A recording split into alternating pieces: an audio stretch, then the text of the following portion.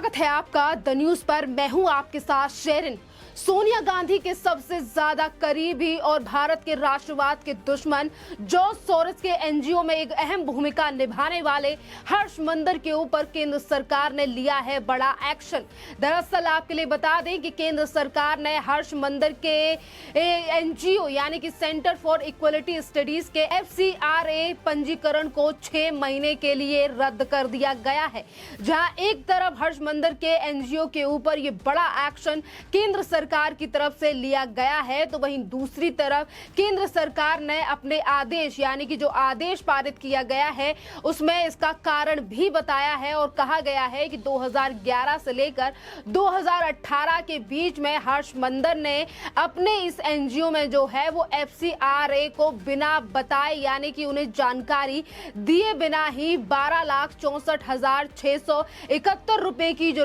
विदेशी राशि है वो अपने इस एनजीओ में प्राप्त की है और अंशदान को स्वीकार किया है और इसीलिए केंद्र सरकार की तरफ से ये बड़ा एक्शन लिया गया है। आपके लिए बता दें कि गृह मंत्रालय ने ये आरोप भी लगाया है कि ये संगठन ने गैर FCRA संघों को विदेशी अंशदान के हस्तांतरण के लिए वाहक के रूप में काम किया है। जी हाँ, जैसा कि केंद्र सरकार ने अपने आदेश में चीजों को बताया है और उन्हीं चीजों को रिपीट किया गया है गृह मंत्रालय की तरफ से। और गृह मंत्रालय ने साफ कर दिया है कि जिस तरीके से एक्टिविटीज की जा रही थी, विदेशों से फंड लिया जा रहा था FCRA को बिना बताए हुए, और इसीलिए अब हर्ष मंदर के एनजीओ को यानी कि FCRA को रद्द कर दिया गया है अगले 6 महीनों के लिए। आपके लिए बता दें कि जब इस बात की जानकारी हर्ष मंदर के लिए दी गई है तो उन्होंने कहा है कि ये साधारण है, पर आज हर्ष मंदर को लेकर बात करें तो आपके लिए बता दें कि हर्ष मंदर की काफी अहम भूमिका रही थी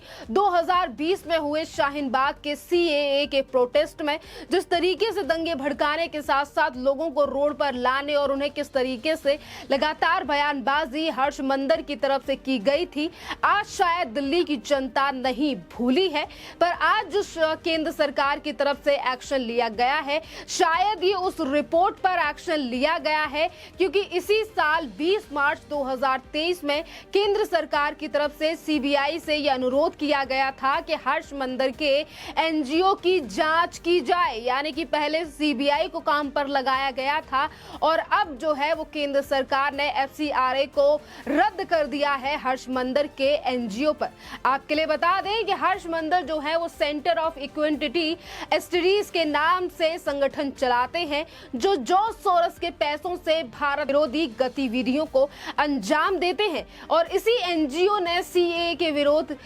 के नाम पर भारत विरोधी गतिविधियों में जमकर बढ़ावा जो है वो दिया था। इतना ही नहीं, आपके लिए बता दें कि NAC के सदस्य भी रह चुके हैं यही हर्ष मंदर और सोनिया गांधी के काफी ज्यादा करीबी। 2014 के बाद देश में मोदी सरकार आई है, पर उससे पहले जब UPA की सरकार थी देश में, उस समय पर NAC के सदस्य थे हर्ष मंदर और सलाह मशवरा जो है वो दिया करते थे प्रधानमंत्री। और उस समय पर सबसे ज्यादा इंपॉर्टेंट पर्सन अगर कोई था कांग्रेस में से तो वो थी सोनिया गांधी, और इसीलिए सोनिया गांधी के काफी ज्यादा करीबी हैं हर्ष मंदर। इतना ही नहीं, आपके लिए बता दें कि आज अगर हर्ष मंदर को लेकर तमाम चीजों पर खुलासे होते हैं तो ये चीजें भी सामने आती हैं कि एक तरफ हर्ष मंदर जो है उन्होंने किस तरीके से CA में अपने संगठनों का इस्तेमाल किया, अपने एनजीओ का इस्तेमाल किया, तो वहीं दूसरी तरफ NAC का सदस्य होने के बावजूद भी संसद पर हमले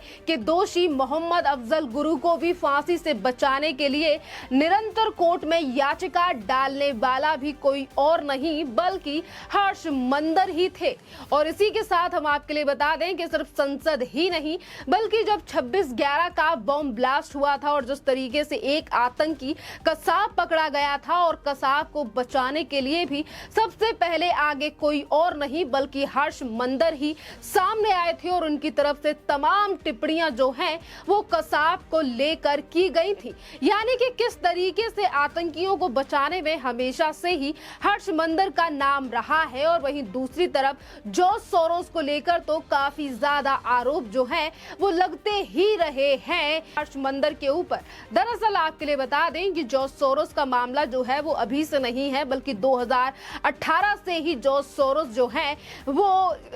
कई बार इस तरीके के बयान दे चुके हैं, और वो हंगरी से आए हुए एक बहुत बड़े उद्योगपति हैं जो कि अब अमेरिका में रहते हैं, और उनकी तरफ से राष्ट्रवाद को खत्म करने के लिए करोड़ों रुपए जो है वो लोगों को देने की बात कही गई थी। और उन्हीं के एनजीओ में एक सदस्य हैं हर्ष मंदर, जिसको लेकर कई बार बात जो है वो हो चुकी है। केंद्र सरकार की तरफ से ये मुद्दा उठाया गया है, और वहीं 2020 में केंद्रीय मंत्री मीनाक्षी लेखी ने भी इस मुद्दे को उठाकर कांग्रेस के ऊपर हमला बोला था, और उन्होंने कहा था कि किस तरीके से कांग्रेस के उन लोगों से संबंध हैं जो कि हमेशा भारत को नीचा दिखाने या फिर भारत की एकता और अखंडता और राष्ट्रवाद पर प्रहार करते हैं। और उस समय पर भी मीनाक्षी लेखी की तरफ से संसद में इस मुद्दे को उठाकर जॉर्ज सोरोस से लेकर हर्ष मंदर के नाम का जिक्र किया गया था। आपके लिए बता दें कि जॉर्ज सोरोस जो है वो एक वामपंथी उद्योगपति हैं जो स्पष्ट तौर पर राष्ट्रवाद का विरोधी है और राष्ट्रवादी सरकारों को खत्म करने के लिए खुलेआम वामपंथियों की सहायता भी करता है। और इसी के विवादास्पद एनजीओ ओपन सोसाइटी फाउंडेशन के ही सदस्य हैं हर्ष मंदर, जो किसी समय यानी कि यूपीए को अपनी सेवाएं प्रदान करते थे। हर्ष मंदर जो है वो सेंटर फॉर इक्विटी स्टडीज के नाम से संगठन चलाते हैं जो जॉर्ज सोरोस के पैसों से भारत विरोधी गतिविधियों को अंजाम देता है। और इसी एनजीओ ने सीएए के नाम पर देश में काफी ज्यादा भारत विरोधी गतिविधियों को बढ़ावा दिया था। हर्ष मंदर आज से ही नहीं बल्कि कई वर्षों से भारत विरोधी गतिविधियों में सक्रिय रहे हैं, और जब ये केंद्र सरकार के सलाहकार थे तब भी इन्होंने अरुणा रॉय और निखिल डी के साथ मिलकर राष्ट्रपति प्रणब मुखर्जी से 26 आतंकी मोहम्मद अजमल कसाब की दया याचिका पर मोहर लगाने के लिए बात कही थी। एनएससी के सदस्य होने के बावजूद भी इन्होंने, जिस तरीके से मैंने पहले ही बात बताई है कि किस तरीके से हर्ष मंदर जो है वो आतंकियों को बचाने के लिए हमेशा ही आगे रहते हैं, और आज इनके एनजीओ पर बड़ा धावा बोल दिया है, यानी कि एक बड़ा झटका जो है वो दे दिया है केंद्र सरकार की तरफ से हर्ष मंदर के लिए। आपके लिए बता दें कि जहां एक तरफ इन्हीं के किसी एनजीओ पर पहले ही सीबीआई की जो जांच है वो हो चुकी है, बल्कि 2021 में भी 12 नवंबर को ईडी की तरफ से जो है वो इस पूरे मामले में ईडी की तरफ से भी जांच की गई थी। और वहीं दूसरी तरफ कई ऐसे मामले जो है वो हर्ष मंदर को लेकर कई जो याचिकाएं हैं वो कोर्ट में भी डाली गई, पर अब शायद केंद्र सरकार ने इस पूरे मामले पर एक्शन ले लिया है। जिस तरीके से विदेशों से फंडिंग लेकर देश में एक अलग ही जो एजेंडा है वो चलाया जा रहा है। और अगर एनजीओ की बात करें तो ये पहला एनजीओ नहीं है जिस पर केंद्र सरकार की तरफ से कोई एक्शन लिया गया हो, क्योंकि इससे पहले भी कई बार जो है वो इसी तरीके के एनजीओ पर एक्शन ले चुकी है केंद्र सरकार, जिस पर से कांग्रेस के राजीव गांधी फाउंडेशन भी एक है, और उस पर भी आरोप लगा था कि किस तरीके से चीन से एक बड़ी मात्रा में यानी कि फंड जो है वो लिया गया है। और तब भी केंद्र सरकार यानी कि पिछले ही साल अक्टूबर के महीने में ये कार्रवाई जो है वो राजीव गांधी फाउंडेशन पर केंद्र सरकार की तरफ से की गई थी। खैर, इस पूरे मामले पर आपकी जो भी राय हो आप हमें कमेंट करके जरूर बताइए। धन्यवाद।